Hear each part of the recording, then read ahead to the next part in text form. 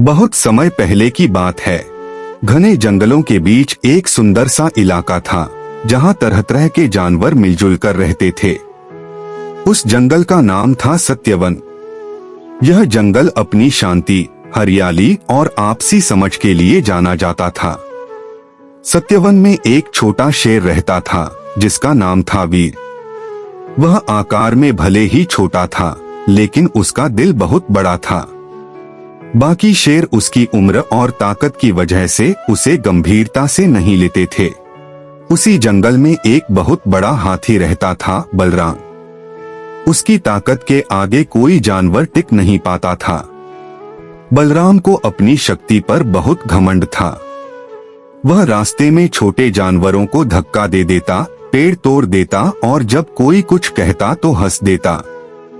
ताकतवर वही होता है जो सबको डरा सके, वह कहा करता। एक दिन जंगल की सबसे बूढ़ी कछुआ दादी कूरमा ने सब जानवरों को बुलाया। उन्होंने कहा, जंगल में संतुलन बिगड़ रहा है। अगर हम एक दूसरे का सम्मान नहीं करेंगे तो संकट आएगा। सब जानवर शांत थे, लेकिन बलराम हंस पड़ा। डरने की कोई जरूरत नहीं। जब मैं हूं तो कौन सा संकट। वीर ने दादी कूरमा की बात ध्यान से सुनी, लेकिन कुछ बोला नहीं। कुछ महीनों बाद जंगल में भयानक सूखा पड़ गया। नदी सूखने लगी, घास कम हो गई। जानवर परेशान हो गए। पानी के लिए झगड़े होने लगे। बलराम ने नदी के आखिरी हिस्से पर कब्जा कर लिया। पानी मेरा है, जो ताकतवर होगा वही पिएगा, उसने घोषणा की। छोटे जानवर प्यासे रहने लगे। एक रात वीर ने देखा कि कई हिरण, खरगोश और पक्षी प्यास से बेहाल हैं। उसका दिल भर आया। वह दादी कूरमा के पास गया। दादी, हमें कुछ करना होगा, वीर बोला। दादी ने कहा, ताकत से नहीं, बुद्धि और करुणा से समाधान निकलेगा। वीर ने पूरी रात सोचा। अगले दिन वीर जंगल के हर कोने में गया। उसने बंदरों से ऊंचे इलाकों की जानकारी ली, पक्षियों से दूर दूर तक की खबरें सुनी और लोमड़ी से चालाकी सीखी। वीर ने सभी जानवरों को बुलाया। अगर हम मिलकर काम करें तो नया जलस्रोत बना सकते हैं, उसने कहा। कुछ जानवर हंसे, तुम छोटे से शेर की बात क्यों सुने? लेकिन कई जानवरों ने उसकी आंखों में सच्चाई देखी। जब बलराम को यह पता चला तो वह जोर से हंसा। मैं अकेला ही काफी हूं, मुझे किसी की जरूरत नहीं। वह अपने पानी के पास लौट गया। वीर के साथ हिरण, बंदर, सुअर, पक्षी और यहाँ तक कि छोटे छोटे चूहे भी जुड़ गए। कोई मिट्टी खोदता, कोई पत्ते लाता, कोई पहरा देता। दिन रात मेहनत हुई। अचानक एक रात जमीन धंस गई और सब डर गए। कुछ जानवर भागना चाहते थे। वीर ने कहा, डर से कुछ नहीं बदलेगा। हम साथ हैं, यही हमारी ताकत है। सब रुके। कई दिनों बाद अचानक जमीन से ठंडा पानी फूट पड़ा। सब खुशी से चिल्ला उठे।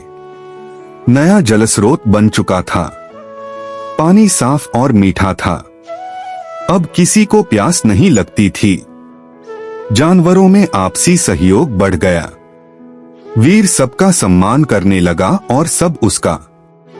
उधर बलराम के इलाके का पानी पूरी तरह सूख गया। उसकी ताकत बेकार हो गई। प्यास से उसकी हालत खराब होने लगी।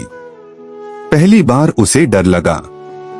बलराम धीरे धीरे नए जलस्रोत तक पहुंचा। उसकी आंखों में घमंड नहीं, शर्म थी। मुझे माफ कर दो, मुझे पानी चाहिए, उसने कहा। सब जानवर चुप थे। कुछ बदला लेना चाहते थे। वीर आगे आया।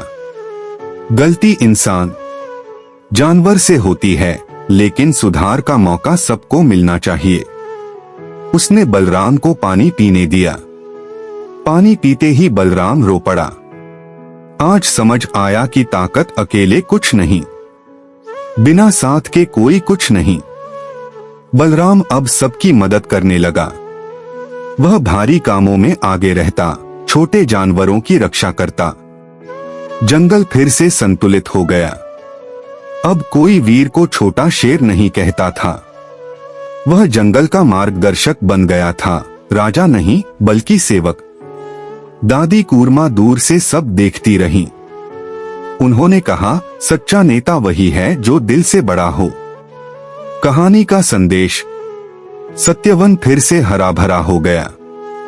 जानवरों ने सीख लिया कि घमंड ताकत को खोखला कर देता है और एकता सबसे बड़ी शक्ति होती है।